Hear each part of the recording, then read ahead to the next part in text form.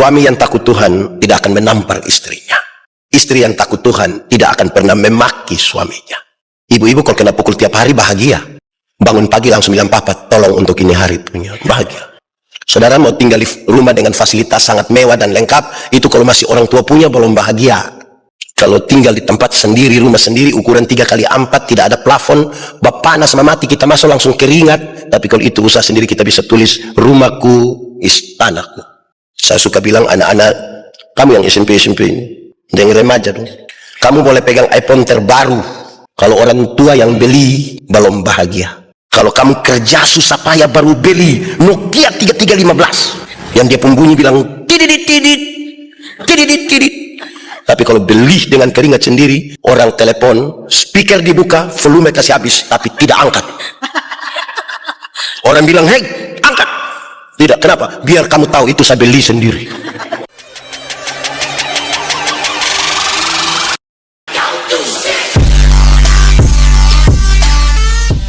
Shalom, selamat datang di channel ini.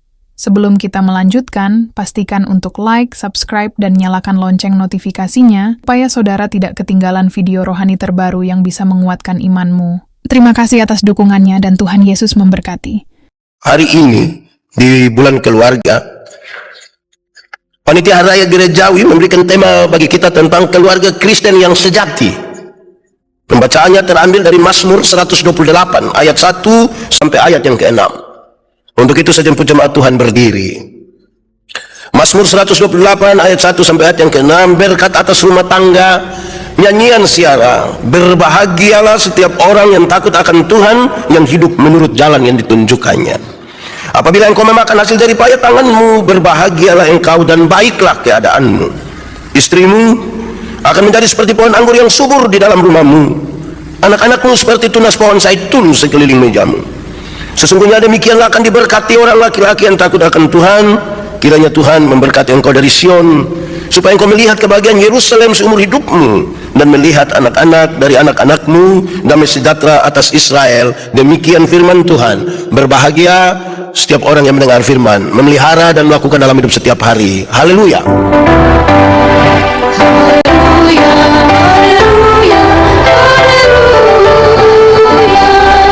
Mari silakan duduk semuanya. Bapak Ibu saudara-saudara, Shalom.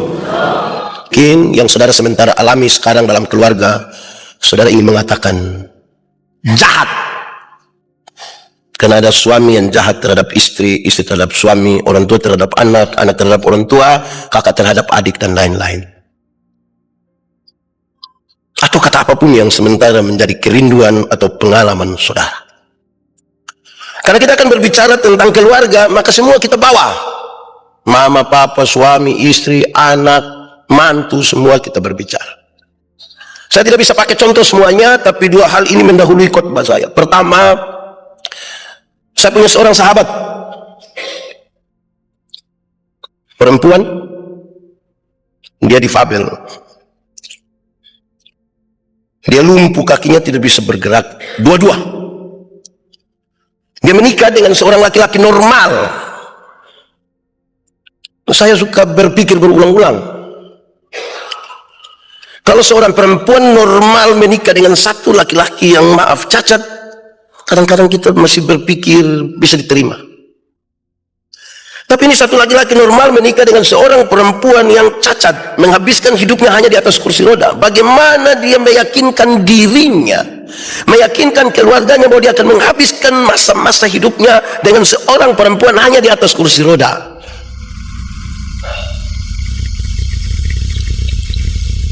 Beberapa kali, atau lebih pantas disebut berulang-ulang, saya menemukan mereka kalau ada acara yang laki-laki ini bawa istrinya ke acara itu, bukan saja dikasih tinggal, dia tunggu. Bukan saja tunggu, tapi kemudian dia muat kembali istrinya di kendaraan, bawa pulang. Mereka punya satu kontrakan kecil, dia bangun satu lopo kecil di depannya, dia buat ada taman bunga kecil, lampu-lampu kecil untuk mereka bersama-sama menjalani hidup. Saya kadang-kadang kalau pergi ke rumah mereka, saya pikir berulang-ulang, saya bayangkan apa yang saya pikirkan ini hal yang mungkin berat. Mereka punya dua anak yang lari-lari ada di situ, dan saya rasa mereka bahagia. Kedua, Ada satu waktu ada seorang pendeta mau berdoa bagi hari ulang tahun perkawinan satu pasang suami istri untuk ulang tahun pernikahan yang ke-30 tahun. Sebelum berdoa, pendeta bilang, Pak dan Ibu tolong ucapkan satu kalimat atau beberapa kalimat berkaitan dengan 30 tahun usia pernikahan. Yang ibu mengucapkan 1-2 kalimat, tapi suaminya tidak mau mengucapkan apa-apa. Ketika diminta, Pak ucapkan saja sesuatu, dia tidak mau. Justru dia menangis jadi-jadinya. Pendeta sadar bahwa dia tidak mau mengucapkan sesuatu. Pendeta berdoa untuk 30 tahun perjalanan pernikahan mereka. Setelah berdoa, kemudian pendeta bertanya, Pak, kenapa tadi Pak tidak mau ucapkan? Kenapa justru Pak menangis tadi?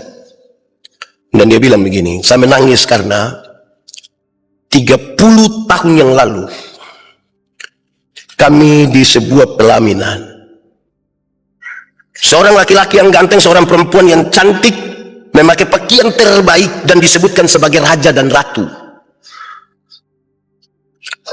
Kami penuh emosi untuk ada dalam acara itu, tapi itu sangat-sangat berbeda setelah kami menjalani 30 tahun. Karena bagi dia cinta yang sesungguhnya bukan itu, dan kebahagiaan sesungguhnya bukan pada hari pernikahan mereka, tetapi pada hari sakitnya, waktu dia sakit dan dia rasa dia mungkin sudah harus mati. Dia rasa mungkin istrinya pasti akan meninggalkan dia.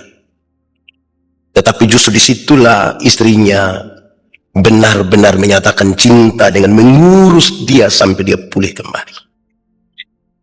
Dari 2 contoh ini kemudian saya berkesimpulan sebelum kita masuk pada tema dan pembacaan ini. Itulah penerimaan. Kalau kita rindu, saudara, bahwa keluarga kita mesti bahagia, tanpa penerimaan tidak bisa. Ada kekurangan-kekurangan, ada situasi-situasi buruk, ada hal yang mungkin disengaja atau tidak disengaja dilakukan oleh pasangan, oleh orang tua, oleh anak, dan membekas sekali dalam hati kita, dalam pikiran kita. Kalau kita tidak menerimanya, saya kira kita terbeban seumur hidup dan kita jauh dari kata bahagia. Mari saudara-saudara kita lihat pembacaan ini. Sebelum kita bertanya, lalu keluarga Kristen yang sejati itu macam apa? Saya ingin mengulang kembali, apakah saudara bahagia? Saya bertanya kepada banyak orang dan berulang-ulang kali saudara mendengar pertanyaan ini, apakah saudara bahagia? Lantas kita renungkan, kita bahagia karena apa? Kita bahagia karena kita kaya raya? Belum tentu. Kita bahagia karena istri, suami cantik sekali, ganteng sekali? Belum tentu. Ada orang kaya, cantik, ganteng, tapi belum tentu bahagia. Pasti di ujungnya kita bertanya tentang apa kata Alkitab tentang kebahagiaan itu, dan saya mengulangnya kembali. Mazmur 128 bilang, inilah ukurannya untuk kita ukur dalam rumah tangga kita, bahagia itu ada atau tidak. 1, rumah tangga yang bahagia kalau takut akan Tuhan. Rumah yang bahagia kalau apa? 1, 2, 3, takut akan Tuhan. Suami yang takut Tuhan tidak akan menampar istrinya. Istri yang takut Tuhan tidak akan pernah memaki suaminya. Ibu-ibu kalau kena pukul tiap hari bahagia. Bangun pagi langsung bilang, Papa tolong untuk ini hari punya, bahagia. Kedua, rumah yang bahagia itu kalau makan dari jerih payah tangan sendiri, bahagia. Saudara mau tinggal di rumah dengan fasilitas sangat mewah dan lengkap, itu kalau masih orang tua punya belum bahagia. Kalau tinggal di tempat sendiri, rumah sendiri, ukuran 3x4, tidak ada plafon, panas mati, kita masuk langsung keringat. Tapi kalau itu usaha sendiri, kita bisa tulis, rumahku, istanaku. Saya suka bilang anak-anak, kamu yang SMP, yang remaja dong, kamu boleh pegang iPhone terbaru, kalau orang tua yang beli belum bahagia. Kalau kamu kerja susah payah baru beli Nokia 3315 yang dia pun bunyi bilang tidit tidit tidit tidit, tapi kalau beli dengan keringat sendiri, orang telepon, speaker dibuka, volume kasih habis, tapi tidak angkat. Orang bilang, hei angkat, tidak. Kenapa? Biar kamu tahu itu saya beli sendiri. Bahagia. Ketiga, rumah yang bahagia adalah kalau istrinya seperti pohon anggur yang subur di rumah. Istri seperti pohon anggur, itu lambang sukacita. Istri menjadi sukacita bagi suami, pasangan menjadi sukacita bagi kita. Ibu-ibu, kalau suami ada piman mana, kau telepon ibu-ibu itu senang, kau tidak? Senang. Atau ibu-ibu tidak senang? Suami telepon, ih setan. Bahagia. Justru kalau kita tidak telepon kan tanya, di mana sah? Kenapa tidak telepon? Soalnya ada signal. Ih, pusing kita. Istri seperti pohon anggur yang subur. Jadi biar dia mau berangkat di Singapura, di Malaysia, di Surabaya, di Jakarta, di Bali, tidur di hotel bintang 5, spray dari Sutra, sarung bantal dari Sutra, selimut dari Sutra, berbau harum sekali, dia tidak lupa sarung bantal di rumah. Walaupun mungkin bau ludah, tapi kan bahagianya ada di situ. Ya, istri seperti pohon anggur yang subur. Dia punya badan mau subur kok tidak, itu soal nomor 2. Jangan terlalu dipikirkan itu, dia punya kesuburan itu. Bahagia. Keempat, rumah yang bahagia adalah kalau anak-anaknya seperti tunas-tunas pohon zaitun di sekeliling meja. Pohon zaitun itu menghasilkan minyak zaitun, dan salah satu fungsi terbaik dari minyak zaitun adalah menyembuhkan luka. Kalau anak-anak dapat menyembuhkan luka dari orang tuanya, itu bahagia. Menyembuhkan luka itu ada 2. 1, kalau harapan-harapan dan cita-cita orang tua dapat dipenuhi oleh anak-anaknya, bahagia. Tadi kita menyanyi lagu, di doa ibuku. Saya membayangkan kalau kita pun mama sudah tidak ada, pasti itu lagu menarik kita untuk berpikir, mama pernah harap apa dari saya ya? Papa ini pernah harap apa? Saya sudah tepati kok tidak. Kedua, menyembuhkan luka itu bisa juga berarti lebih harafiah. Kalau orang tua sudah di kursi roda, sudah di tempat tidur karena sakit, tidak bisa bergerak lagi karena masa tuanya, dan kalau masih ada anak-anak yang sempat mengurus orang tuanya, bahagia. Anak-anak, saya berharap orang tua karena sakit tidak bergerak dan sangat membebani saudara, jangan bertengkar karena dia, apalagi itu di dekat-dekatnya. Dia sakit hati. Jangan saudara, itulah 4 hal yang Alkitab kasih tahu kita kalau mau bahagia dan sejati itu ada di situ. Mari sekarang kita masuk saudara pada pertanyaan. Keluarga Kristen yang sejati, setelah kita tahu itu 4 hal, lalu yang sejati itu yang seperti apa? Apa sih yang sejati?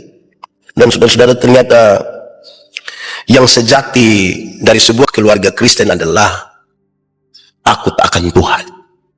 Sama-sama 1, 2, 3, takut akan Tuhan. Kenapa takut akan Tuhan itu sangat penting bagi keluarga Kristen? Karena takut akan Tuhan itu adalah sebuah prinsip utama.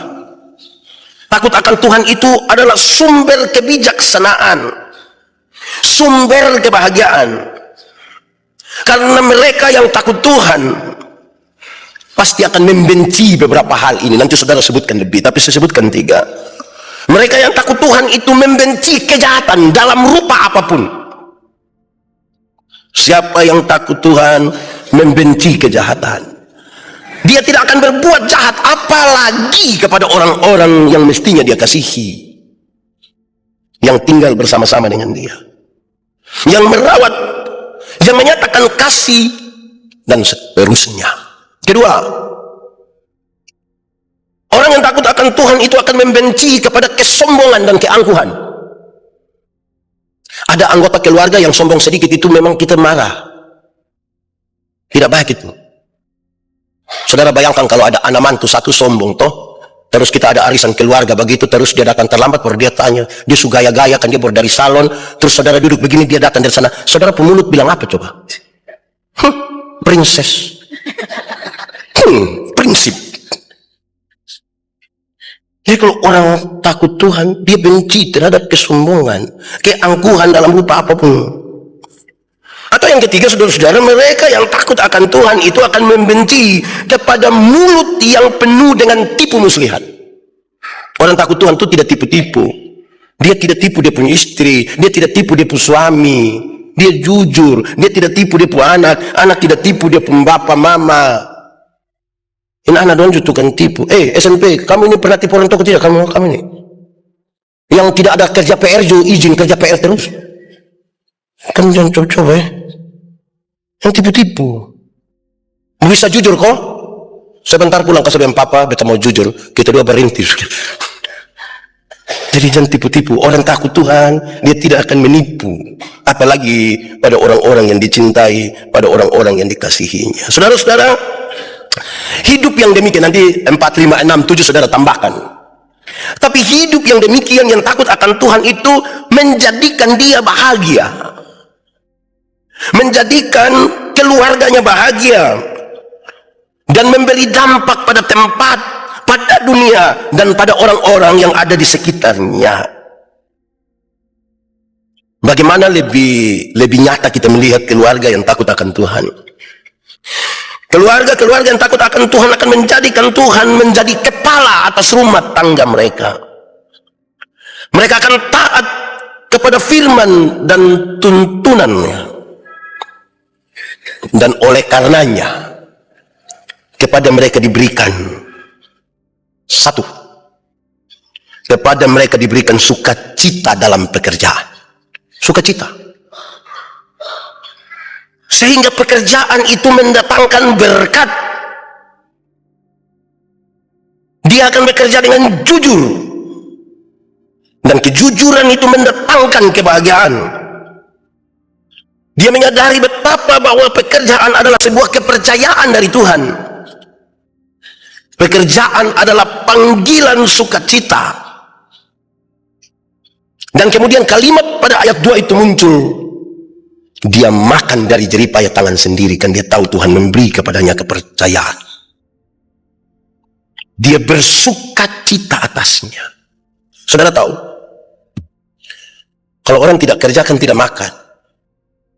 Tapi coba saudara renungkan dalam hidup saudara. Coba mari kita renungkan masing-masing. Ada berapa kali karena pekerjaan kita bertengkar? Coba perhitungkan saudara-saudara, oleh karena kerja yang nanti kita mau dapat uang, mau dapat berkat daripadanya, oleh karena hal itu kita bertengkar, berkelahi, tidak mau bicara, diam berhari-hari.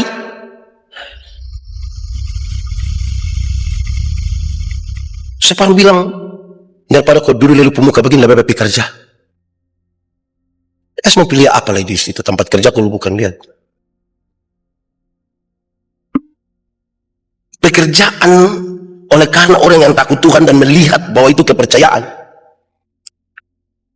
Dia tidak karena pekerjaan melegitimasi dia untuk bertengkar, berkelahi, menghina, mengabaikan atau hal-hal lain pada keluarga. Kedua,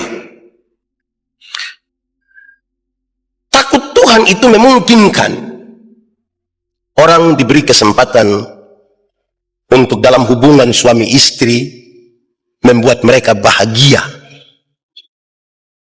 Padahal sebenarnya pasangan suami istri itu tidak ada yang sempurna. Saya kasih nikah banyak pasang nikah, terus saya tanya, besok kamu dua mau menikah? Iya. Kapan cerai?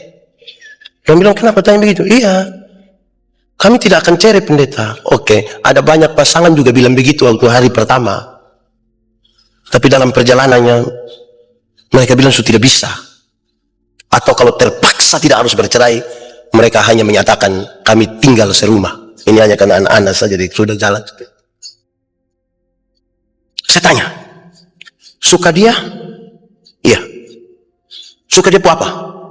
Depo hati. Oh, hati saja. Kaki tidak. Oh, kaki juga Bapak. Dari ujung kaki sampai ujung kepala. Iya. Saya bilang, saya senang itu jawaban.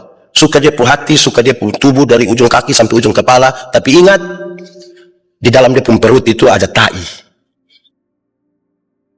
Ada hal yang engkau tidak suka. Ada yang tidak baik. Yang engkau akan temukan di dalam perjalanan hidup. Lalu apa yang terjadi? Nanti ketika hal-hal itu mulai nyata, takut Tuhan ini menjadi jawaban. Sebagai bentuk kebijaksanaan mengelola hal-hal yang kita temukan ternyata tidak pas. Yang nikah dorang itu kan nanti kita mulai, kita ini tidak mau sakit. Tapi karena namanya kita pun tubuh ini, fisik ini kan nanti kalau lama-lama aus, lama-lama sakit. Istri mulai mengeluh asam urat, angkat tangan sedikit kayak ada bunyi ayam di belakang. Tuh dia mulai kasih tahu pengeluhan-pengeluhan, lantas kita bilang, hei, keperasaan tadi kuliah lu sudah pernah sakit, mah. Sekarang sakit. Coba mah hitung, 1 bulan ini kita berapa kali pi tempat klinik.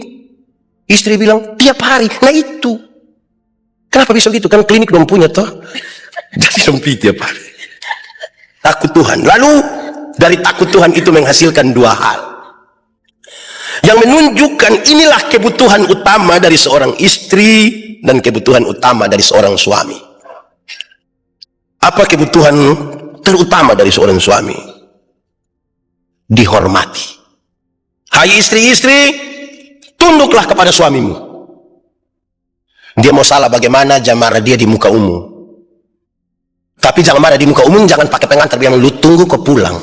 Itu juga marah dia pun nama itu. Diam-diam sah, tidak usah omong, hanya bilang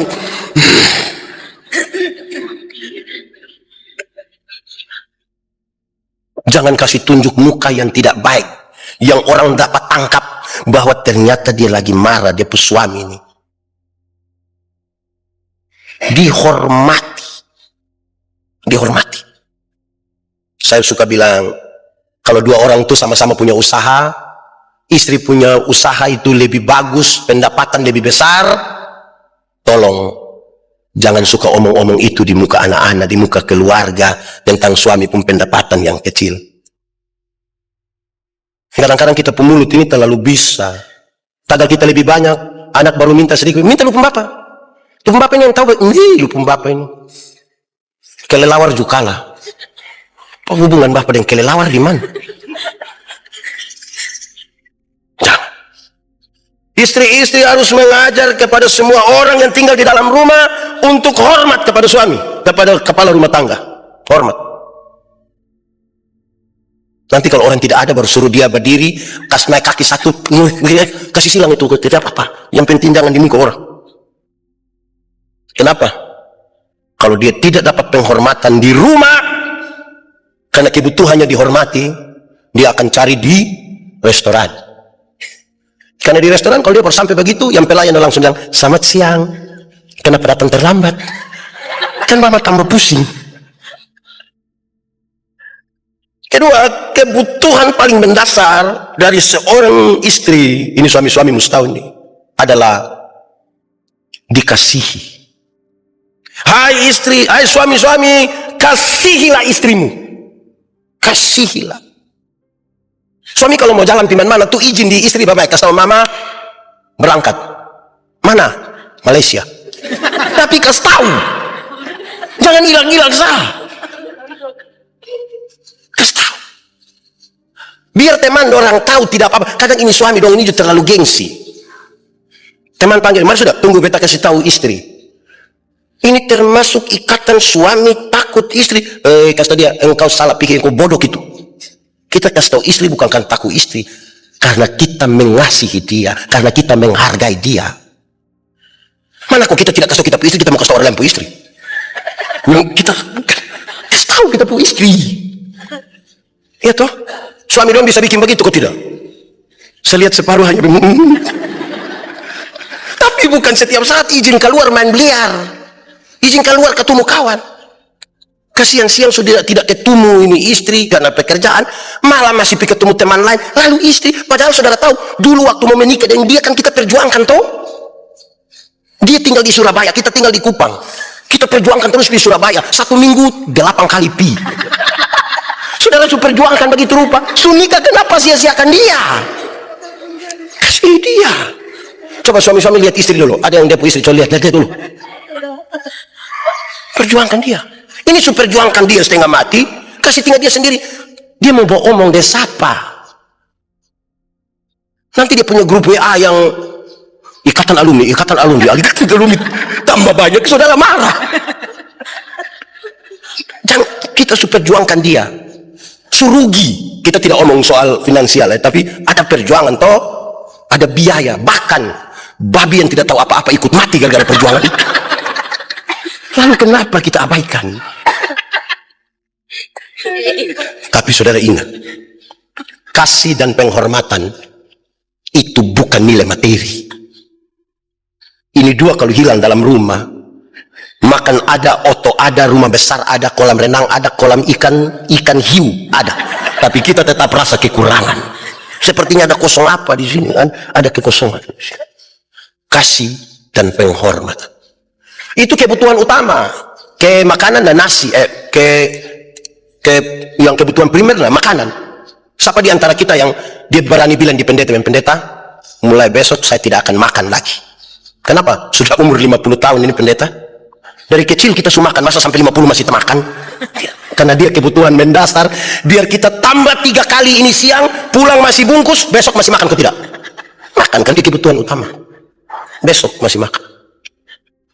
Tuhan suator bahwa kasih dan penghormatan sebagai bagian dari takut Tuhan itu tidak tergantikan dengan materi apapun. Memang istri dong itu dompun tangan butuh tas. Di itu tas itu ada gantungan kunci yang dia pun nama apalah itu boneka kesetan itu. Apalah labu Jepang kah apalah. Dia juga butuh itu. Dia pun tangan juga butuh gelang emas. Betul toh? Atau ibu-ibu memang tidak butuh, sudah kita pakai karet sah. Dia pun tangan juga butuh itu. Tapi jangan gantikan. Tapi ibu-ibu juga pulang ke suami. Tadi sudah dengar pendeta bilang, jangan gantikan kasih dan penghormatan itu dengan itu barang dan toh. Jangan. 4. Oleh karena takut akan Tuhan itu, saudara-saudara, maka kalau Tuhan izinkan kepada kita diberikan keturunan, anak-anak dan semua, tugas kita adalah membuat mereka bahagia. Anak-anak ini tugas bikin orang tua bahagia. Hormatilah ayahmu dan ibumu supaya engkau yang bahagia. Bukan orang tua lain. Kan orang tua pembahagia itu habis. Kamu yang panjang umur, kamu yang dapat berkat karena hormat orang tua. Saudara yang tukang bikin video-video yang tagal dia pun mama, ini orang ini kadang-kadang tidak baik, betul. Dia pun mama geli, kadang-kadang omong sembarang begitu. Dia live, dia pun mama yang omong sembarang. Baru kayak bangga, bahagia. Ini anak ini kayak anak apa ini? Jangan. Kau tempu mama mau ke mana pun itu kau tempu mama toh. Yang remaja dong ini SMP apa lagi? Bapak pendeta ini suka tanya remaja di Agape, bilang, kamu anak-anak ini ada yang marah sedikit di orang tua, banting pintu kamar, ada? Oh, rumah sana ada pintu?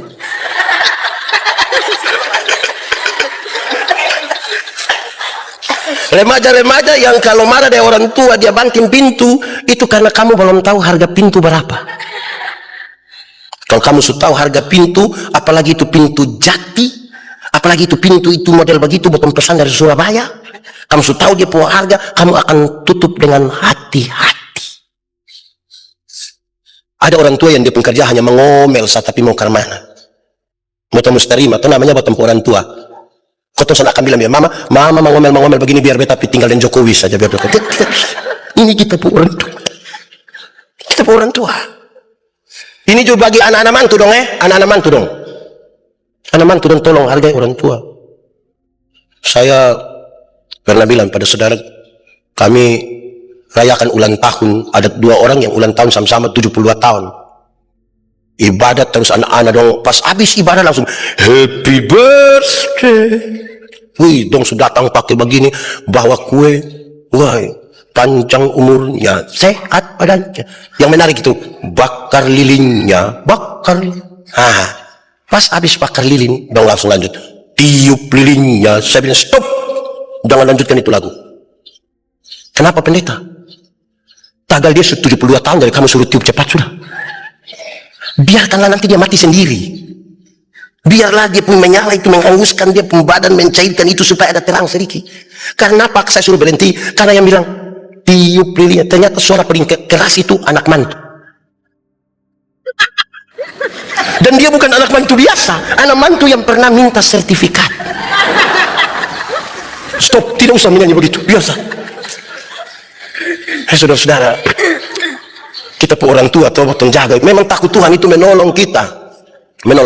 Orang tua dong biasa omong bilang begini, anak Yandi, lu suka kawin papa dan mama pu anak. Ingat, lu pun bapak mama ada 4 sekarang. Bapak di Soe, bapak di Ernona, mama di Soe, mama di Ernona Kasih ingat bapak lu pu istri, supaya dia sayang papa dan mama di Ernona karena sayang papa dan mama di Soe juga gitu. Nah, potong kadang-kadang deh anak dong subah sayang main mamantu dong ini juga kadang-kadang. Domba kumpul ada pakaian seragam, tapi kepala satu mengatakan begini, separuh begini, mamantu, mama dong mau ini apa sebenarnya? Jangan bikin kami ini yang hancur, gara-gara mama dong pandangan. Baru pulang dia cerita bilang, besan kasih muka memang itu perempuan. Padahal ada makan dia gulai kambing ini. Aduh, jangan begitu juga. Hai, takut Tuhan itu baik, toh tak baik. Saudara, mari kita mengerucut sedikit. Tidak ada satu rumah tangga yang lolos dari perkara, dari persoalan. Tapi banyak rumah tangga melaluinya dengan baik. Karena melibatkan Tuhan di dalamnya. Puji nama Tuhan, terima kasih kepada Bapak Pendeta Yandi Mano BSTH atas pesan yang penuh makna, berkat, dan inspirasi ini. Marilah kita renungkan dan menghidupi firman Tuhan yang kita dengar kali ini. Kiranya Tuhan memberkati kita semua, memberikan damai sejahtera dan hikmat dalam menjalani kehidupan kita sehari-hari. Tetaplah setia dan berpegang pada Tuhan, karena Dialah sumber kekuatan dan pengharapan kita. Amin.